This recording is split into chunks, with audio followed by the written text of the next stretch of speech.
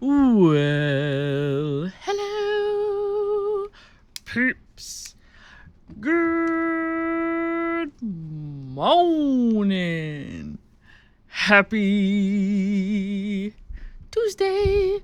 Happy Tuesday. You know what that means. Here in the land of dispense, it is Teach Tuesday.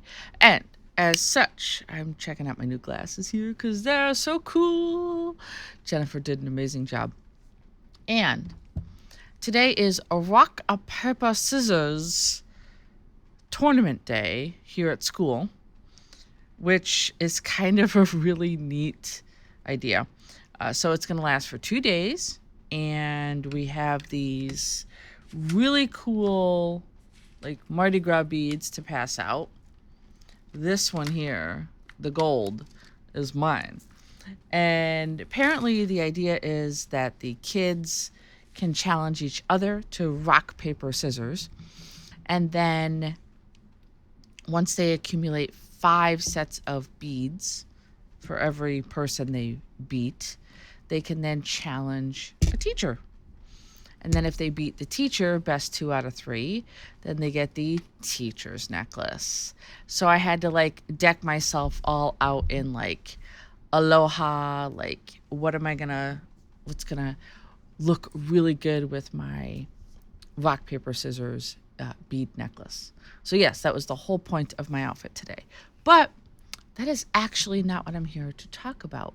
What I'm here to talk about is admitting that you don't know everything. Now, we as teachers are constantly faced with the idea that we need to be imparting our wisdom on the young people that sit in our classroom. Yeah. Teaching today is not like what it used to be. When I went to school, teachers were looked upon as being like these fountains of knowledge that sat atop a mountain all by themselves, and in large part looked down on us little peons sitting in the seats. And it was very much an idea in the educational world that we were empty vessels and teachers had to like unlatch and open the lid of our brains and pour in everything they knew and then close the lid again, swirl it around a little bit. For some, took more swirling than others. And I don't mean swirlies in the toilet. And that we would remember it. And like for me, I was book smart, so I had 0 problems learning that way. But I know a lot of people that did have issues learning that way. And so now I look at my life as an educator, and like again yesterday, I had what seems to be the umpteenth conversation, Jen laughing, with a student that says, you know what, here's the thing, like anybody can walk in here. And I always preface it with like, don't tell Mr. Soden. But anybody can walk in here and teach you how to push keys on a keyboard. There's enough like YouTube videos out there to learn just about anything.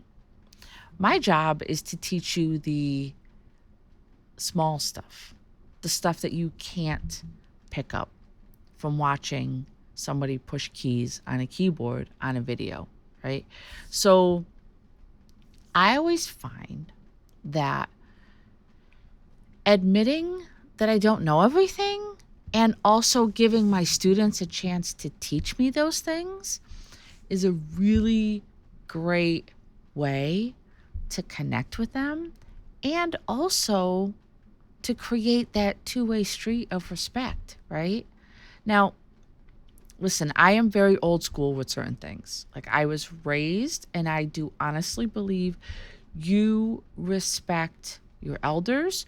You respect people who are in a position of authority over you. And let's face it, however many times these children want to argue with me, their teacher is in a position of authority over them. Just like my bosses are in a position of authority over me. And therefore, just by the sheer nature of it, there is a level of respect that needs to be put into place. I also believe that keeping that respect is something that you earn. But I think a lot of times our young people approach it from the opposite viewpoint. And I know this because they have flat out told me this. And then we have gotten into some gentle discourse surrounding the idea of respect. And they believe that they don't have to give respect to anyone until they get it first. And I say, you see how that creates like an animosity and almost like a confrontational approach to life? Like it's like that game of chicken, like who's going to blink first? But like I'm 48 years old and I've had a lot of life experience, and I've hopefully have some wisdom to go along with that. And so I tell them, like, no, it's not like you don't get to act like that until an adult shows you respect. You have to give them a reason to do so. And acting in a confrontational manner is not a way to gain respect from anyone. And so I circle back to the idea of like admitting that you don't know everything. And so as a teacher, one of the hardest things that you can do, but one of the best things that you can do is tell your students, I don't know that. I will find it out because I love the fact that you're asking me those questions. And therefore you are encouraging them to continue asking questions and continue exploring and knowing that, hey, not every answer is going to be like right here at your fingertips. And just because you ask it doesn't necessarily mean you're going to get an immediate response, right? Like, I think there are so many life lessons in that. And I think there are a lot of life lessons that go unnoticed or unappreciated in the small stuff like that. So, perfect example. The other day I had a raving migraine. Couldn't get rid of it. I took my like daytime medicine, the one that doesn't make me all and like passed out under the desk. And a couple of my kids came in, they're like, switch all your LEDs to green. And I said, what do you mean? They said, well, green LEDs are supposed to help with migraines. I was like, what? What is this sorcery you're telling me right now? And I could tell that they were proud of the fact that they just taught me something that I didn't know. And instead of being like, oh, I knew that, and then have them feel like, oh man, I was just trying to help, they felt good about the fact that they were helping me just as much as I hopefully helped them. And so I just love that. I love that about my job. And I hope that as old as I get, and sometimes as impatient as I am, I hope that I never express the fact that I am always learning. I'm always trying to learn. And whether that be I learn from another adult, or better yet, I learn from the young people that are here with me. Like, I just think that's an amazing way to create connections. I just love it. Oh, Jen.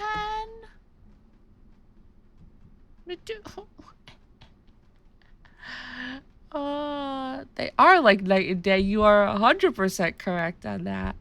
And I love your kids. I love them. I love their personalities. I love their differences. And I love you guys. And I'm glad that they feel respected and important, because they are. And I hope that every kid in my room, even on the days where I have to discipline them and give them consequences for their actions or consequences for their inactions, I hope that they still understand that they are important and that I am expending that energy on them because they are important. Yeah, the green light thing totally blew my mind. Absolutely blew my mind. I was like, huh, there's my one thing I learned today. Thank you for that. And so I've actually left them on green because I was like, I kind of dig the vibe in here. Oh my God, Jordan graduates on Saturday. Oh, now I feel old. Now I feel real old. I gotta send him a message. I miss that kid. You know, he could stop in and say, hey, when he's in the area. I'd love to have him back to talk to my kids. I get to teach a computer science again next year. I've got enough kids signed up. Woohoo! I'm excited about that.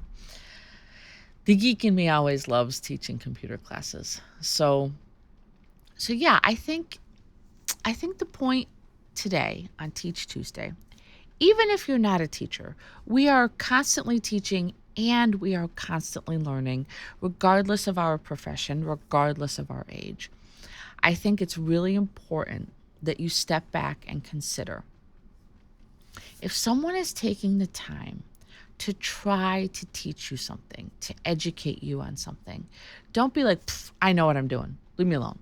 Don't do that. Like it will create a situation in their head where the next time, if they really, really, really need to teach someone something because that person truly doesn't understand, they are going to be hesitant to do so.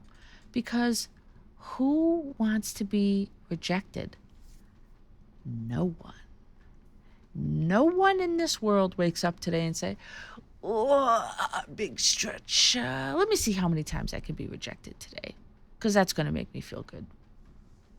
No. That's not how life works. So admit that you don't know everything. It's okay. Not knowing everything is not a sign of weakness. And I feel like there are so many people that truly think that if the minute they admit they don't know how to do something, or God forbid, the minute they admit that they're wrong, it's going to come across as being weak. Y'all, admitting that you're wrong, admitting that you don't understand something, good gravy. That's like one of the best ways to show how strong and how confident you truly are. So if somebody tries to help today, even if they try to offer just a small, teeny tiny smidgen of knowledge in your general direction, soak it in. They care enough to expend the energy to try. And you know what? Little secret. Don't tell anybody. This is just between us. Sometimes, even if I know the answer,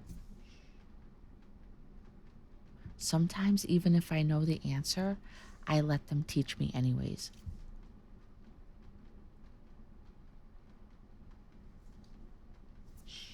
Don't tell anybody, though. All right. That is all I have for you today. I hope that you have an amazing day. Please make the most of it, because, as you know, it's just never, ever gonna happen again. I look forward to seeing you tomorrow on the Home Day edition of the Dispense Dish. Bye, guys.